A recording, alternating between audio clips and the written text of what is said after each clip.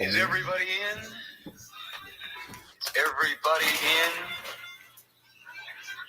Everybody in? The ceremony is about to begin.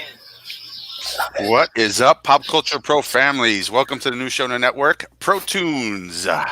And today we're going to be bringing to you The Doors, their first album. As a matter of fact, the next few shows are going to be The Doors. We're going to go album by album, song by song, just breaking down some Doors, giving you a little history, and just talking about it. Feel free to jump in the chat if you're a Doors fan. And Tim, you want to give a little history? That's right. Well, first of all, if you're not a Doors fan, you will be a Doors fan by the time we get done talking about the Doors album. So get ready for that. Yeah, man, I'm super excited about this, bro. This is good stuff. I mean, if there's one way to kick this off, it's with the Doors, especially for me and you. Considering this is kind of what cemented our friendship as kids. We were always cool with each other. We've known. Well, also put this way, me and Keith have known each other a long ass time. We grew up on the same block. We've known each other since we were little kids. Longer than some of you have been alive. Yes, which is kind of scary. But yeah, we've known each other almost our whole lives. Grew up on the same block in Woodside. We were always cool, but we were friends, but not friends. Yeah. Then eventually we started hanging out, and then we found out that, oh, you like the Doors? Oh, I like the Doors. That was it. That kind of like cemented our friendship as far as that. Yeah. So yeah, I mean, it's pretty awesome. I think I had a Doors shirt on or something like that, right? Or something like that. One of us did, and yeah, we just started chatting about the Doors, and started calling each other Mr. Mojo Rising, Lizard King, and it just went from there, you know. And then shortly thereafter, Oliver Stone's movie came out, The Doors, which at the time I thought was great, still entertaining, but I don't think it really captured who the Doors were, and I think it painted a kind of a crazy picture of, well, not that he isn't crazy, but I think it over-exaggerated who he and what he was just a little bit. Jim Morrison, that is. It was more of a Jim Morrison movie than it was a Doors movie when you really look at it. Right. George, what's up, buddy? Yeah, so that's kind of our story, high level. I mean, I'm sure as we go through the show, you're going to hear a lot more about Tim and I, you know, and our friendship as kids and through our lives and the Doors and how that played a part in our friendship. But you know, let's start with the first album. Tim, are you good with that? Hell yeah, man. Let's do it, bro. This album is, I mean, like I said, if you're not a fan, this is the album you really got to get. I mean, everyone knows their biggest hits. We're not going to talk about them often, but this album, top to bottom, is a great album. It's just one of those albums that you can listen. I could probably count on two hands albums that I can listen to straight through and be entertained, not including greatest hits, of course. But this album is one of those track 1, track 11. I'm all in. I love every song. Yeah, man, I absolutely love this album. That's why I was hoping we could do this one first. What is the how many tracks are on the album? Is it 11? It's 11, I believe. Yeah. And the last song on this album, which we'll get to eventually, is amazing. But yeah, the Doors, they're from California because that's where they formed. I think Jim's father was a military traveling. He was a traveling military kid. Mm-hmm. And I think he was from Florida before going to California. Navy admiral, big shot too. Right, that's right. He was a Navy admiral, and you never really find out too much history on his father and all that. And that was by design. Jim kind of kept all that on the wraps for whatever reason. But they met and they started getting big on the underground scene in California and recorded their first album with their producer, Paul Rothchild, right? Is it Paul Rothchild? Paul Rothchild. 1966 or 67. And it was released on 67. I'm looking at it now. It was recorded in 66. It was released right after the new year, 1967. And the first song on that album is what, Tim? Break On Through to the Other Side. Oh, man, that just speaks for itself, don't it? I mean, again, who doesn't know this song? You have to know this song by now. Use countless movies and TV shows and all of the kinds of stuff. Yeah, go ahead. No, go ahead. No, you. I was just going to say, because Tim and I have been doing some research.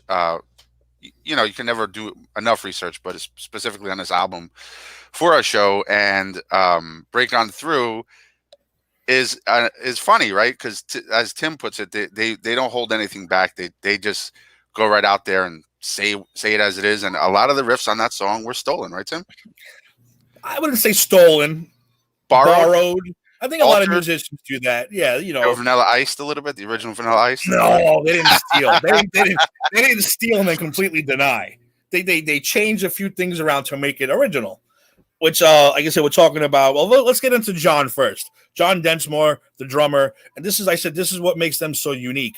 First of all, you got 4 well-educated college guys. You wasn't just 4 dudes off the street who decided to make a band one day to get laid and this and that. These are 4 very well-educated, poetry reading, yoga doing, all that kind of stuff kind of guys who got together and made a band and were very successful. Then you got John Densmore, drummer, who's classically trained. He wasn't really a rock drummer. So here he comes with Break On Through, the first song. I'm like, his idea is bossa nova. What? He's like, yeah, dude, I'm going to throw a bossa nova beat from Brazil, because it was very big in Brazil at the time, and he loved it. I'm going to throw a bossa nova beat over this song, which is a stick and a brush. But he took the brush out and put another stick in to make it more stiffer, they call it, for rock and roll. Yep. It's like, really, dude? I mean, that's what makes them unique and sound so different from other bands. It almost sounds like a snare in the beginning of the song. Like, banging a stick on the side. Really good. Then there's Robbie Krieger, who took a riff from the song Shake Your Moneymaker by Paul Butterfield for this song. I guess that's more classic to what a guitarist, a rock and roll guitarist would have done. Paul Butterfield, if you're not familiar with him, he's old school. He's got a kind of one of the founders of rock and roll, if you want to say that. So that's not so surprising. It's not as offbeat as a bossa nova. And then what about the keyboard and the organ? Well, yeah, the keyboard, Ray Manzarek, how happened to mention that Ray Charles was a heavy influence on that keyboard sound. Baby, what I'd say. They kind of, if he plays it together, you're like, oh shit, really? It really is. Like, the song is kind of a mashup of, I don't want to say stolen, altered versions of other people's songs came together to make one of the greatest Doors songs ever lived. He took kind of a Ray Charles riff and kind of turned that into the keyboard. And it's funny, right? Because there's a documentary out there where he actually starts doing that, and he strips down his beat or his organ playing or keyboard playing for that song and lets out only the Ray Charles piece. And it throws you for a loop. Now I can't unhear it when I hear. I mean, it's still great, but it's just he joked around. He joked around and said, "Hey, we'll steal from anybody." Like, he joked around, and said it. But and in case anyone doesn't know, which I mean, you should at this point. Ray plays the bass with his left hand or his right hand, left hand. I don't know. Either way, they have that. He has a bass organ. So there's no bass player for the Doors when they play live. Yeah, Fender or something or other. Fender, bass, Rode, something along the way. I mean, so that's pretty crazy too that you can actually do something like that. He's super talented. I mean, that's not chewing gum and walking. I mean, he's playing 2 instruments at the same time. Yeah. I get you play the piano with 2 hands, but they're 2 different sounds. Yeah. So it's pretty awesome that he was able to do that. And I used to love watching the live performances, just watching him rock out. But on the album, they did have to. They said you need that bass to get that bottom level. So they had Larry Netchell, who was a good studio bassist, come in and play bass on the tracks. But live, it was all Ray, his left hand or his right hand, whatever the hell hand he did to play the bass song on. Which again, that can't be easy. No, and that's something else I didn't know either. That they actually had a bass player come in. But again, when you re-listen to it with that knowledge, you'll hear it. Yeah, and it makes a lot of sense. But yeah, he just does that bass, and they did it on the same documentary. They did an overlay of Ray's bass keyboard playing and the bass guitar, and they were exactly the same. Dead ringer. Mm-hmm. He did a really good job, Raymond. Dead on, man. I loved it. Yeah. What is the second song on the album, Tim? Ooh, one of my faves right here. Soul Kitchen. I love this song. Let Me Sleep All Night. I love this song. Yep. That's these are written again. You think Jim was writing all this stuff out of nowhere. This was about a restaurant that he loved, and they used to throw him out because he used to stay, and they like, listen, you got to get out of here. So the lyrics really let me sleep all night in your soul kitchen because it was a full food place and he didn't want to go home. So that's how that song first came about. I believe, and I don't quote me on this because I believe I read somewhere that he was actually also sleeping on a roof in the same vicinity in Venice Beach. I see. The place is called Olivia's in Venice Beach. I don't know if it's still there. Would be cool to find out, right? Go visit it. Olivia's in Venice Beach. Yeah, and the song. I mean, just the way the song flows it's really amazing. And again, if you don't know what the song's about, it'll throw you off. Sounds sexual. It does. But it's simply because he just loved the Let place. me sleep all night in your soul kitchen. I mean, come on. It's like, you know what he wants. You know how he wants mind it. with your gentle soul. Yeah. But again, musically, this is another one of those. Who did they steal out of this one from? I forget who they said in this one. Is it Van Morrison? James. I'm sorry. It was a James Brown. Oh, that's right. This is where Robbie said his guitar. Dun, dun, dun, dun, dun, dun, dun. That was supposed to be like a James Brown horn section. Yeah. Like you heard a James Brown horn section is trying to mimic that with a guitar, which you can't really do. But I mean that's what the riff came from. Yeah. So again, it's not stealing. It's just it's hold on. I'll put George's quote up again. Slight adjustment. It's a slight, George, you're right. It's a slight adjustment. But you know, it's a tribute mostly. I think most bands do that anyway these days. You just change as long as you give credit and you change a couple notes. Like Vanilla Ice didn't change anything. He didn't change nothing on that song. He just played it. He just stole it flat out. It's funny to call it Vanilla Ice. Yeah, I know. That's why I wanted to bring it up again. It was hysterical. Steve Farach gave us a shout out. Thanks for kicking the show off. Thanks, boss. We're excited too. That's the founder of Pop Culture Pros right there. I don't know. I'm so itchy today. I don't know. I got allergies or what. So if you see me doing this a lot, don't worry about me. I'm fine. Probably allergies going around. So number 3, I think, is Crystal Ship. Crooner song. This song is just amazing. You can kick off, Tim. Yeah, this is a karaoke staple from people that I know. They always wanted to sing this song. And it was again, you can notice that Jim wrote a couple of these songs off this first album for an ex-girlfriend of his, Mary Werbelow. After their relationship ended, this is a song that he wrote to her. Some people thought it was about drugs. Crystal, another word for, meth or heroin or whatever the hell was going on at the time. So they were kind of saying that, that's what it been about. Before you slip into, before you slip, and it's kind of like a getting in heroin and falling unconscious. Yeah, the ship was supposed to represent a hypodermic needle, and all bullshit. Yeah, but according to lore, Jim wasn't even doing that shit yet. That he was just a drinker in the beginning, and LSD. Yeah, so he wasn't really into that stuff right away. But they were saying, if you ask a lot of people, he only did that shit to prove that he could. I'm not defending Jim Morrison's fucking drug habits. We all know he was a maniac. But a lot of people said that he wasn't really into the heroin and that heavy stuff. He did it because later he told him you can't do it. He goes, well, I can't do it. Well, I'm going to do it. That kind of stuff. And that was his unfortunate demise, which we will get to. But this song basically, it was just it was misunderstood. Some people thought it was about drugs, heroin, whatever. No, it was one of the famous breakup songs from Mary Werbelow, who comes back later on, which we'll talk about. Yeah, and I think the truth behind that is he broke up and he was tripping on the beach on acid, just staring out at some blinking light or something like that. And he just came up with the lyrics. I mean, he's a poet, so you give him a little something to focus on, and he'll write a song about it. And this is the song where some people, which I don't understand how they could criticize the singing. This song it's a beautiful crooning type of voice. It's a beautiful song, I mean, he can do a lot with his voice, as we're going to see when we get to Backdoor Man. Yeah, this song really, it shows you his sensitive side to how he can sing a good song, especially a good love song.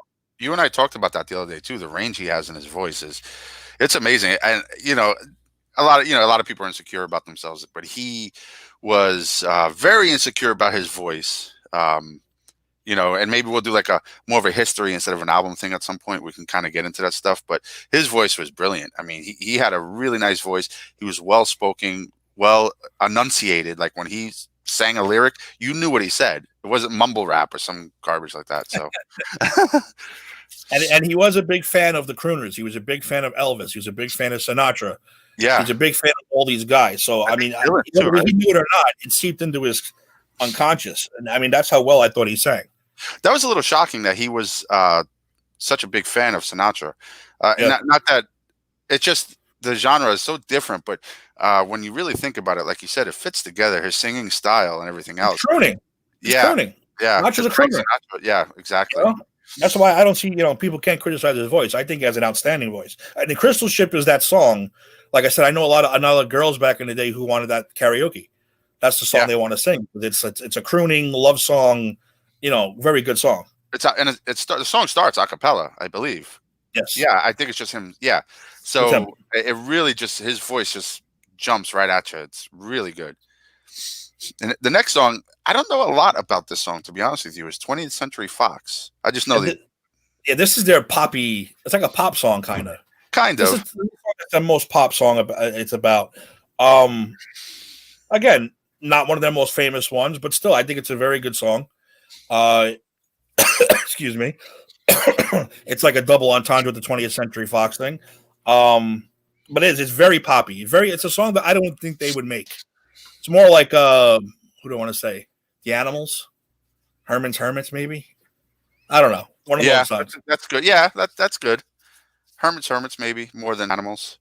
But again, not a bad song. Not one of their, if you want to hear the poppy side of them, it's more like a song that the studio kind of pushed them to do. It sounds like to me. It's like you need to have this song to be released. This song has to be the one. This song, Yeah, they wrote it. It is their song, but yeah, I guess Paul Rothschild was probably like, we need to put something out there for the radio. And little did he know there would be a whole lot of other songs out there for the radio off of this album. Yeah. And I mean, it's a simple lead. She's a 20th Century Fox. That's basically, there's no mystery behind what this song is about. Yep. She's unfashionably late. She's, she wants to be cool, all that kind of stuff. It's another great song. Again, not is at the top of the list, no, but still a great song. And like I said, this album is one of those you can listen all the way through. I love 20th Century Fox too. Yeah, it is a good song. If I were to make a best of all the songs, my favorite songs of the Doors, it wouldn't be on the top, but it's a good song. I mean, I wouldn't make my top either. Which, by the way, I can't wait till we get to our picks because I think it's going to be painstakingly hard. Yeah, so that's just a little tease. At some point, Tim and I are going to give you top 10. We haven't really worked out all the details yet of our favorite Doors songs. And that's a hard decision for us to make. So maybe we'll do that at the very end when we get through all the albums and stuff. And then you guys can agree or not agree. And if you don't agree, then it's too bad for you. So the next song on the album is Alabama Song, one of my favorite songs. Very famous song. Yep. Another one of those the college kids karaoke scene. Love this song. It's a little weird, the history of that song, though, because the lyrics have changed so much. Mm-hmm. And I like the way where they landed, but the original of this song came from where, Tim? Do you know? Yeah, it was a opera by Bertolt Brecht and Kurt Weill, and it's really weird. It's a German oompa type song that Ray Manzarek had in his record collection, and somehow, again, how this shit comes together, I don't know. He played it for the rest of them, and they were all like, "What are you crazy? Like, we can't play this. Like, this is like, this isn't rock and roll." And Robbie's like, you know what? Boom, bum, boom, bum. He came out with it. He started with the thing, and next thing you know, they're singing this German oompa song that they turned into a rock song, and it worked. Amazing. It's a great song too. I mean, I should have had a shot of whiskey for that song, but hey. Yeah, if you go on YouTube, look up the original song. Little Mahogany, right? Does it play? Yeah, Mahogany. I think they pronounce it. Mahogany, sorry. Yeah, Mahogany, I think it's called. And they had to change a lot of the lyrics. Like the original lyric was "Show us the way to the next pretty boy." Yeah, Jim wasn't singing that, so he changed it to "Show me the way to the next little girl." Stuff like that. Yeah, it's a really weird song if you look it up on YouTube.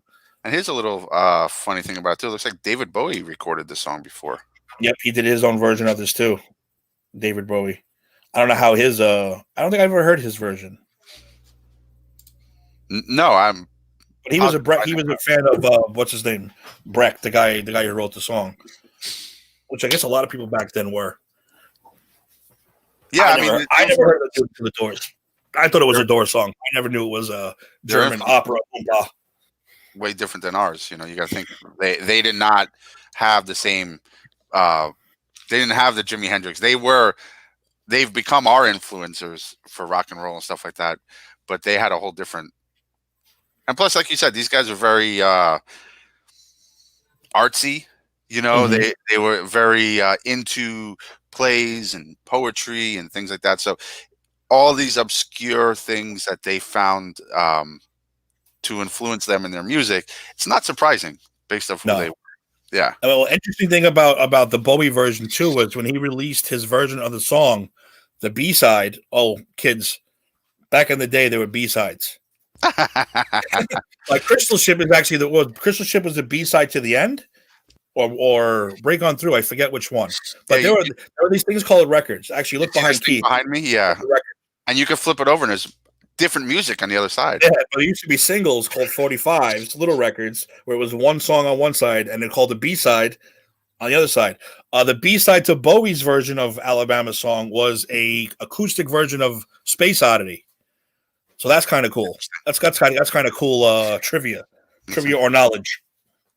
We do our research on this show. You see, we do our research. We don't cheat you. No, we don't mess around. We want to know. We're going to tell you. So next song, everybody's know, and even if you don't know who the Doors are, you know this song. It's a little song called "Light My Fire," and what will pop to you the first time you hear this song is a quick drum hit, and then the piano, the organ and keyboards kicking in. The melody of the song is brilliant. I don't know how they came up. Is there a history behind them, how they came up with this one too, Tim? Oh, this is a Robbie song. A Robbie. Yeah, no, I don't Robbie wrote it. But again, here's another song where John Densmore is like, you know what? We don't need a rock and roll beat. We need a Latin beat. So again, really, this is how this guy worked. This is why I love this band so much. They don't want to sound like anybody else. Like, if you hear the stories about having a bass player, like, oh, we had a bass player, but we sounded like the Animals, so we had to fire him. We had another bass player, we sounded like the Rolling Stones. Boom, you're gone. We don't want to sound like these other bands. And that's the perfect example. By throwing Latin beats and stuff all over this. This is a Robbie song. Robbie came out with the first paragraph, the first chorus, the first whatever it's called. I forget already. And it was very much different. More of a folk love song. Until the band got a hold of it, and Jim loved it. He actually wrote the second verse, and the history was made after that. Yeah, Robert Krieger said he was inspired by the melody of "Hey Joe" by Jimi Hendrix, and if you don't know that song, go listen to it. Great song. And he also said that the lyrics kind of was inspired by the Rolling Stones, ironically. The song "Play with Fire," another great song. So if you haven't heard that, you should go check it out. Which is, I say it's ironic because, like you said, they've actually tried to interview, going back to the bassist thing, bass players to play with them live and on stage. And he said every time they came in, they started, like you said, sounding like the Animals or Stones, and they fired them and kicked them out because they didn't want to sound that way. It's interesting. That's how Ray got the job. His left hand. Yeah, Ray, right. Yeah, and the stranger, you mean? Ray, sorry, I can't help myself. And Ray said that he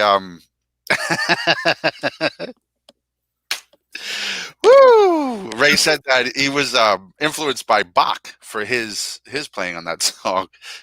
His friend and the stranger both were influenced by Bach. Yeah, he came up with the intro because remember the you can't just go into the main part of the song, right? At that intro, so he's the one to come up with the intro, which is a great intro. Again, one of the most famous probably intros ever. Yeah. And you're talking about two. Was it two? Technically, it's two long ass solos. Ray got a solo. Robbie got a solo. You're talking about a 7-minute song, it's no lyrics. Keith, do you like the short version? You just froze a little bit, Tim. You froze. Yeah, can you hear me? Yeah, I hear you. You hear me? You froze. So, which version did you ask if I like? The short version. I'm trying to get it going. I'm trying to get it moving. I don't like the short version too much. I hate the short version. It annoys Yeah, me if it's on the radio. I'm like, if this isn't the long version, I'm shutting it off. And I'll I be always honest. shut it Sometimes off. the solos do get to be a bit much on some of the songs. There's another song that we'll talk about as we go, but they are the song, and it's fine. You can't change these songs that the Doors made. You just can't. And I think Paul Rothchild did that because he wanted to. I don't know if he did it or somebody in that camp for Elektra Records did it because they wanted to market the song. It's a great song, but because back in the day too, it was like they'd play 3 songs, Light My Fire, 3 more songs, Light My Fire. That's how big the song was. Yeah. They can't do that with a 7-minute version, Nope. so they want to cut it down to 2 or 3 minute version so they can play it every freaking 20 minutes. That's why they did that. And the Doors were like, no, they hated it at first. Yeah, they couldn't stand it, especially the guys who had the solos. So, that's what we're showing off our skills, and you're going to cut it all out. A little more controversy with this song, which is ironic, right? Because what's controversy then and now are 2 different things in terms of like censorship and things of that nature. And now, if you watch certain TV, you'll get an F-bomb and curses every once in a while on regular television, or you could watch a podcast and we could sit here and drop every bomb we want. But we typically don't because Pop Culture Pros, we try to be mostly family friendly. I'm probably the worst at. Yeah, I'm probably the worst at censoring myself, but the lyric in this song I'm talking about is higher. That's it, higher. But in the sentence, it's girl. What is it? Girl, we couldn't get much higher. Which was a no-no back in the day. Right. So they went on to Ed Sullivan's show, and that was the big song. Like Tim said, it was like every 4th song on the radio. It was on constant play, and Ed Sullivan wanted them to play that song, but he said, "Hey, we can't have you say this lyric because it's kind of referencing marijuana and getting high." And really, if you think about the lyric, it's not necessarily a drug lyric. It's you can take that word and break it down any way you want, but they were so sensitive about it back then, and they said to him, "Girl, we couldn't get much better." And yeah, sure, we'll change it. No problem. No big deal. And they get on the stage, and of course, true to Jim nature, girl, we couldn't get much higher. And all the producers on the show had a heart attack. I'm surprised they didn't just cut him right there. Nah, I don't think you can cut them. I think, after a while, I don't know if you cut them, what that would have done. But yeah, and especially if you watch the movie version was good for the movie, but that's not really how it happened. But remember, we watched the movie and we would die and laughing. Yeah, because he leaned into the camera when he said it. Like he got it really close to the camera, higher. I got really into it. In real life, he just did his thing. Said it, just sang the song. So, and this was their first number 1, and a year later, it came back onto the charts at number 4 because Jose Feliciano recorded his version, which is a very good version. And I'm not a big remake guy, but he did what was close to what Robbie's version was, a folksy love song.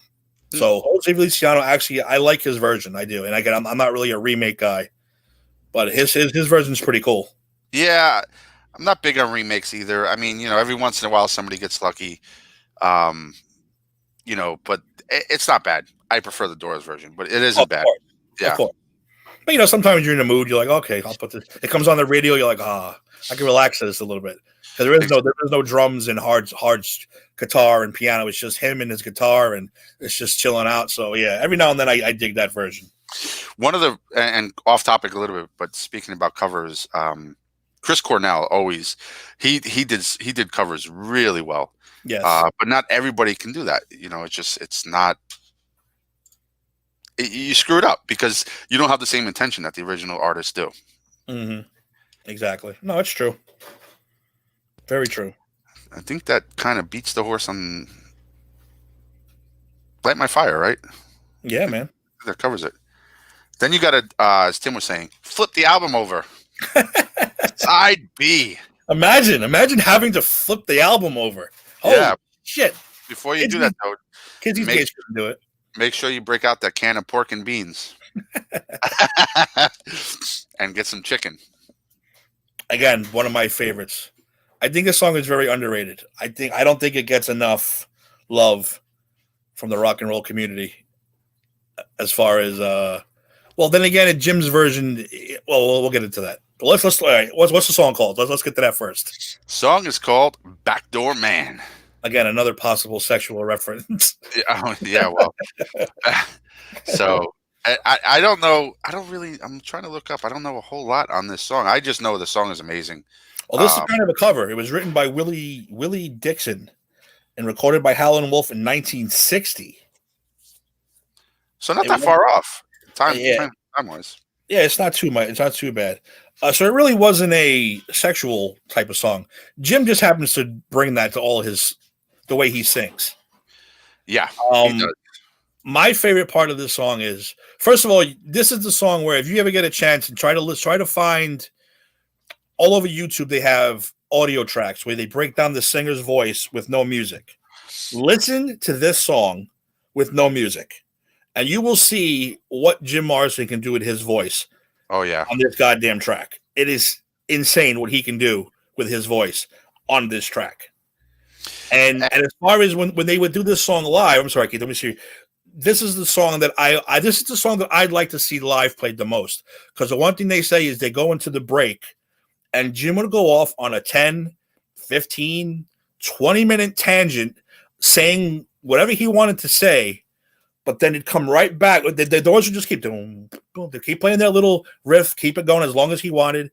But then as soon as he screamed, "You may eat your dinner, eat your pork and beans, I eat more chicken," and boom, they're right back to Backdoor Man. And I freaking love that. That's the song that I would want to see live, probably more than any one of their songs, because of that, how it was different every night they played it. It's amazing. And it is a bit of a sexual song, because in certain parts of the country, I guess certain parts of the country, the term backdoor man, it means, a guy having an affair with a married woman. So I'm pretty sure that's what Jim was going with that. And it goes my itchy nose again. But it's really driving me nuts. And my nose is starting to get clogged up too. You want to hear some other crying stories? He screams to the point on that song where if I scream that way, I would have to take a day or two to clear my voice. And he then brings his voice right back down to this monotone level. He had such range on his voice. It was so amazing. And to your point too, when you're talking about how, he'd go on a tangent, the Doors really were amazing at following Jim's lead as the lead singer. They would create riffs and just kind of backbeats, and they'd go up and down as he kind of drives the ship, right, so to speak, with the singing. It's amazing. But Backdoor Man is definitely one of my favorites. I think I said that about every song on here. So I said the fact that a lyric called "You may eat your dinner, eat your pork and beans, I eat my chicken and mayonnaise," which is a completely ridiculous lyric, but that's the lyric that brought them back to the original song. I absolutely love that. I mean, he'd go off on 10 minutes, 15 minutes, just completely randomly singing random words or poetry or just speaking.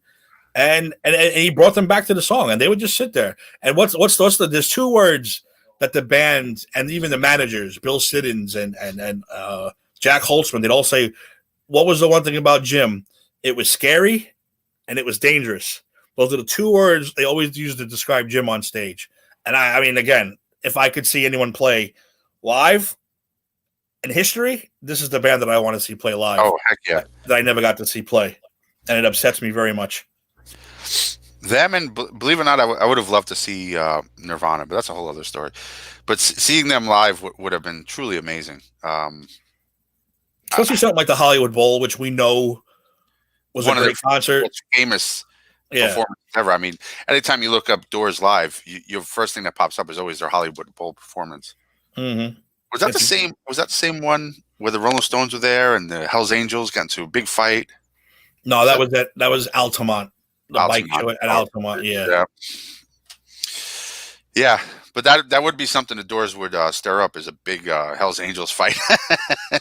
I wouldn't doubt it. Yeah, they had some kind of electric about them, but yeah.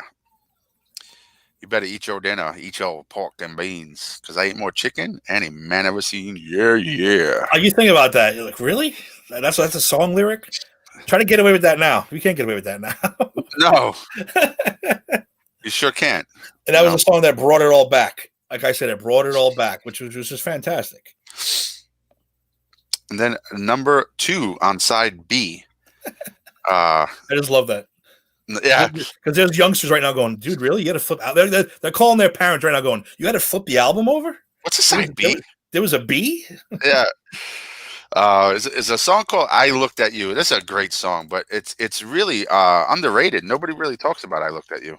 No, very underrated. Again, like I said, it's very under the radar, but it's another great song. It really is another great song. And we're on our way. Yep, I love that. Yeah, it's classic. I mean, to me, it's one of my favorite songs. And it's a short hit song. It starts, it ends real quick. It's 2 minutes long. Yeah, it gets right to the point, and it's like, all right, we're out. It was a good song. I think this was just a song or poem or something that inspired this that Jim wrote, right? Yeah, I believe so. Yeah, I don't know. This is another song I don't know a lot of the history on, believe it or not. Yeah, they don't even give you a lot of the history about this song. It's just there. It's Yeah. just there. But it's very enjoyable. There's another song on this album they don't give a lot of history on either, but actually the next couple songs, because moving right alongside B song or track 3, and you got to lift the needle up, and the space between songs is the extra space. Is "End of the Night." And the night B-side to Break On Through. The B-side, kids. Yep, To B-side Break On Through. single, "Break On Through," in parentheses to the other side. I think this was one of their first songs that they started singing live before they recorded an album with Elektra Records, and it came from or was inspired by a French novel, Journey to the End of the Night by Louis Ferdinand Céline. Then it says also 3 lines of the William Blake poem Auguries of Innocence, written in 1803. So as you can see, based off of where the inspiration came from the song, Jim's main thing was poetry. And that's those rants Tim was talking about. He would just go on these poetry rants, and half the time people in the audience were half out of their mind. They had no idea what he was talking about.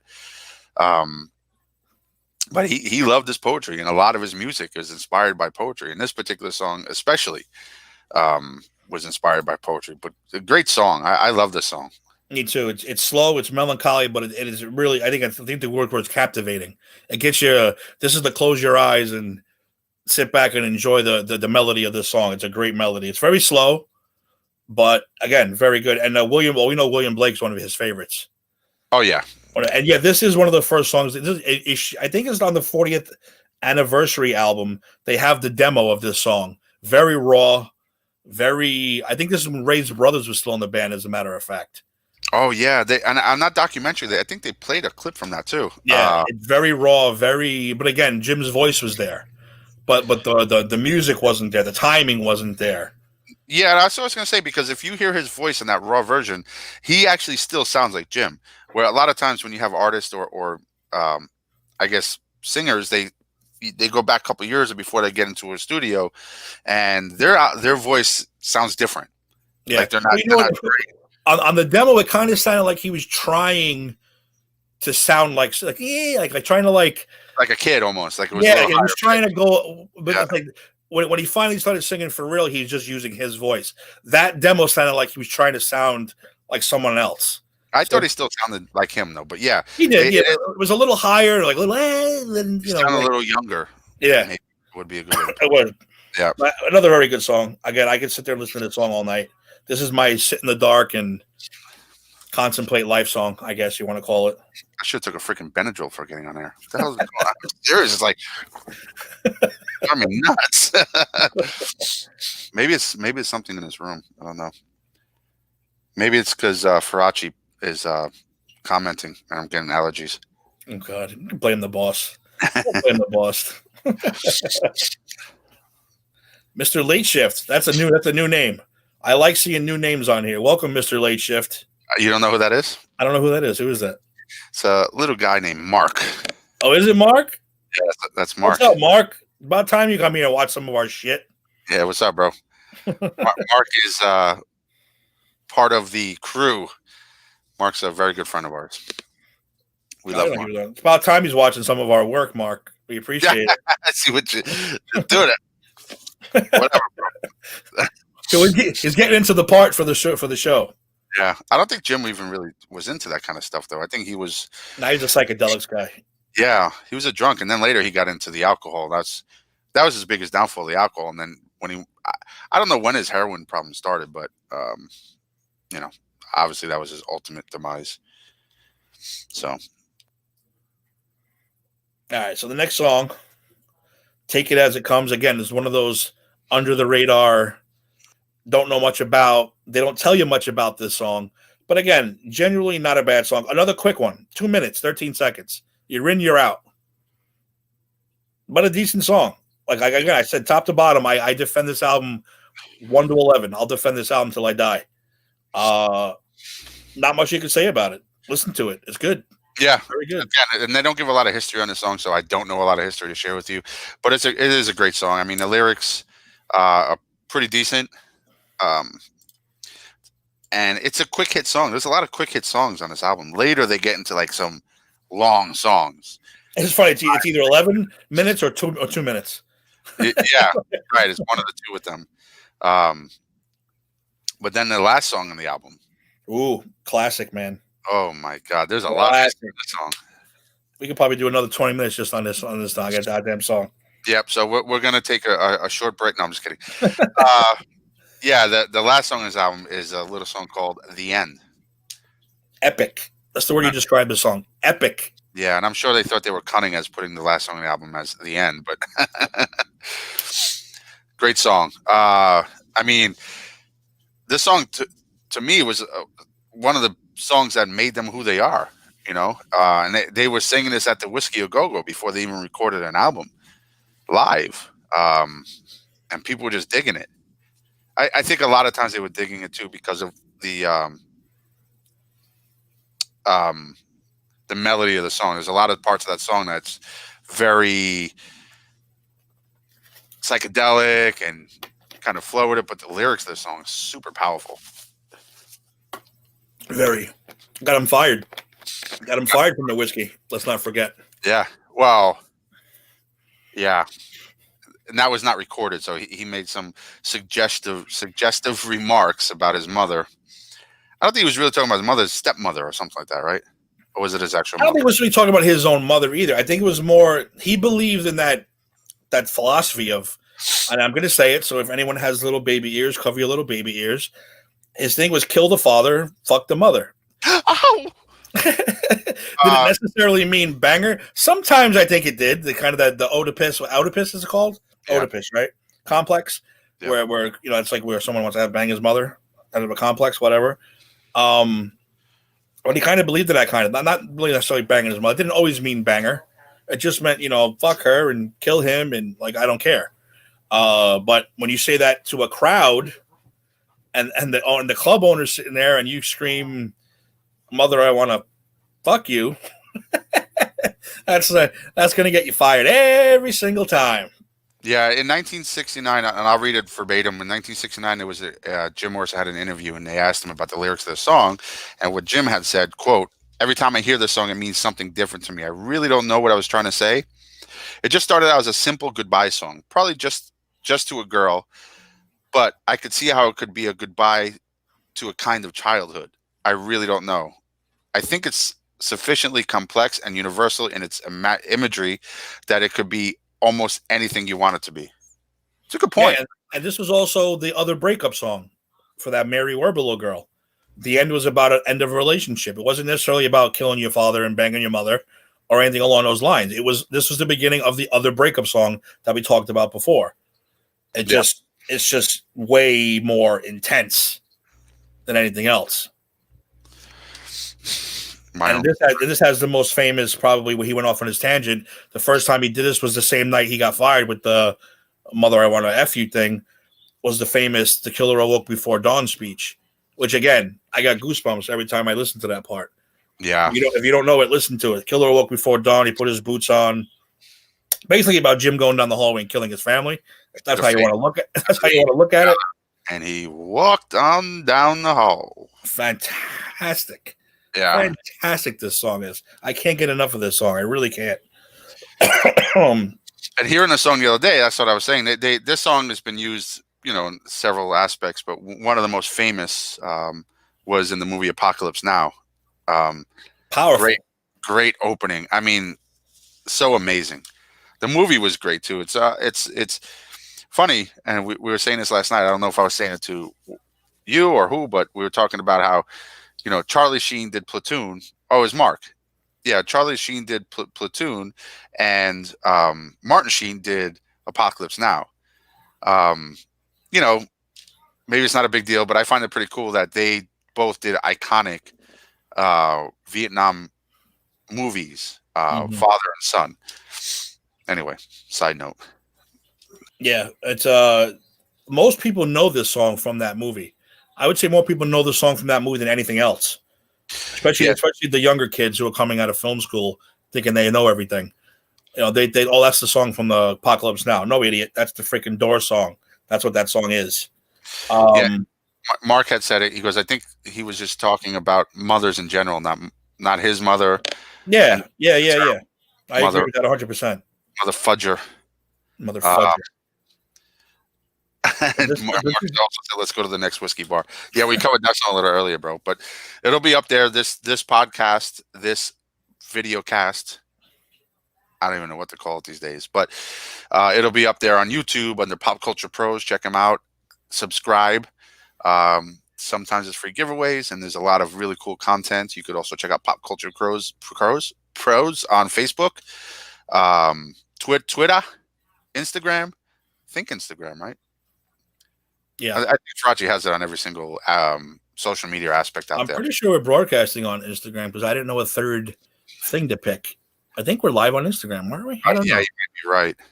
Facebook, YouTube, and I don't know what that little dot is. So but any social media you use or any like YouTube especially, go out there, subscribe, look up Pop Culture Pros. You will not regret it. Anyway, back to the end. That was our commercial. That was our commercial break. Yeah, I had to give a shout out to our Pop Culture Pro family. I know we did in the beginning, but it doesn't hurt to do it again. Really great site, a lot of fun. So, I'm trying to think, there was another movie that song was in. I don't recall exactly what it is. Yeah, I thought it was in another famous movie, wasn't it? I'm not sure. You don't hear too much Doors music in movies. I think Forrest Gump used to. Forrest Gump used Soul Kitchen and Break On Through. Break On Through would probably be the most if you were to hear any. Yeah, that's what I would think. Oh, Marilyn Manson did a cover of The End? I wouldn't mind hearing that. He did a cover. But yeah, this is just another breakup song that evolved. It evolved from a one song to a 12-minute song. Again, the breakdown in the middle is fantastic. And what I love about, if you are a fan and you still have the original album, go out and get the 40th anniversary edition. Because first of all, they took out the She Get, now it says She Get High. They cut that part out in the original. You couldn't say hi again back in the day. Yep. They cut that out. They put that back in. And in the end, it's full on. You can hear him at the end of the song saying, fuck and fuck the mother and fuck. He says it about 1,000 times. Yeah, fuck. It's actually very funny to listen to. I'm pretty sure he gets all into it and repeats himself like that just to piss people off. Yeah. There was an album back in the days too. It came out, I think, in the '90s. It was just Doors Live, and it was actually a double CD. And for the youngins out there, yes, there used to be CDs, and you used to get a case with 2 to 4 sometimes in them. The live album is fantastic. Yeah, and on that one too, he did the Aristocrat song with Break On Through, and he did the Dead Cats, Dead Rats, yeah, fantastic. And he also did the full version of The End, and She Get High on Break On Through. So that's a great album. So, and there's not a lot of bands that I prefer to listen to the live album, but the Doors are one of those bands that I could pop on a live album and just enjoy it from beginning to end because they're so entertaining live. And Jim's wild. I mean, he just says things sometimes, and he goes off, like you said, off course and brings it right back, and the band follows him through the whole journey. It's amazing. Yeah, I haven't heard the most recent one, the Isle of Man concert. I haven't had a chance to get that one yet, but I do want to get that. and listen to the whole thing. Yeah, I haven't heard that yet either. But yeah, the double live I highly recommend also because they got some great. I think the Moonlight Drive on that is probably my favorite version Yeah, of Moonlight Drive. slide on the you can actually hear the slide now because the music is so clear and the remasters are so perfect. You hear his guitar slide. Love it. Yeah, the Dead Cats is great. Moonlight Drive live is great, and Backdoor Man live. That whole medley is so damn good on that album. It's a compilation of all different concerts. Yeah. It's great. The Hollywood Bowl is on there. Some of the from the concert from Madison Square Garden's on there. It's all a big compilation of their live stuff. So if you want to hear them live, I highly recommend it. To double that's album now. About the Oliver Stone, and not to pick on the Oliver Stone movie. It was an entertaining movie. That's another thing that ticked me off because they made it seem like Jim could never complete a concert. I mean, his biggest issues came during concerts. I'll give you that. I think they played over, what was it, 165 live shows. Yeah, almost 200. Yeah, so, there's a handful of time. You get the short time, too. 67 to 71. That's a lot of shows in that short period of time. And they just toured and toured. And then towards the end, they took a step back, and they really just got more into just playing blues and poetry. Their blues, and we'll get to that in a later album, some of the best blues music ever created. Yeah, Martian Hotel and wow. Yeah. I mean, anyway, but we're going to be getting into that as we go. I want to thank everybody for joining us. We're close to wrapping up, but just want to say thank you, everybody. Stay tuned because Tim and I may be sporadic in jumping on and doing another album. Might do it tonight. We don't know. Might get bored. Do it tonight. We don't know. We might next do it album in the morning. Who knows? Yeah, next album is Strange Days, which, like I said, we were talking about it before. Strange Days was released the exact same year, 1967, as their first album, because when they went to the studio, they had 2 albums worth of stuff. So they recorded 2 albums in 1 year, which, again, not stuff you hear of these days. These days, forget it. It takes 8 years to make an album because there's 87 writers per song and 15 mixes and fucking machines that make your voice sound better. And so, yeah, I know. Yeah, that's the old enemy. Ray Manzarek had said for the Doors album, and when I say the Doors album, it's the first album because there was no name, it was just the Doors. For the Doors album, Ray Manzarek said essentially the whole entire album is a Whiskey A Go Go live show. We just went in and played. And I think they recorded it in like a week or 2 weeks or something like that, the whole album. 6 days, dude. 6 days. Yeah, he says it's essentially a Doors live album. We just went in and played like we're playing at the Whiskey. And don't forget the end. The end was 2 takes. 2 takes edited together. A 12-minute song. The way that song is, 2 takes edited together. That's outstanding. I mean, how do you nowadays? There's 87 writers, 56 producers per song. Yeah, you can't do that shit in 6 days now. It's impossible.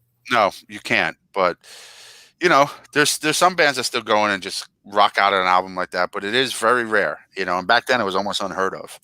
I wasn't bashing rock. I was bashing these other overproduced shit songs we got going on these days. Oh yeah, I mean, it's all about glam and showing off. And stuff no offense to like Beyonce, but when you need 15 writers on one song that repeats the same shit over and over again for 4 minutes, get out of here. Give me a break. Andrew, what's up, buddy? Thanks for watching.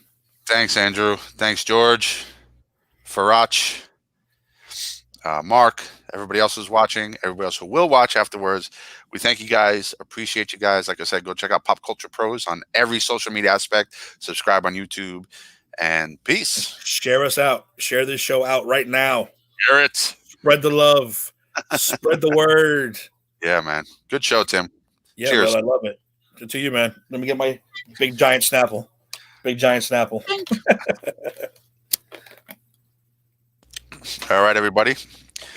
This is Keith Larris and Tim Tabala. We are out. Peace out, guys. Thanks for joining us.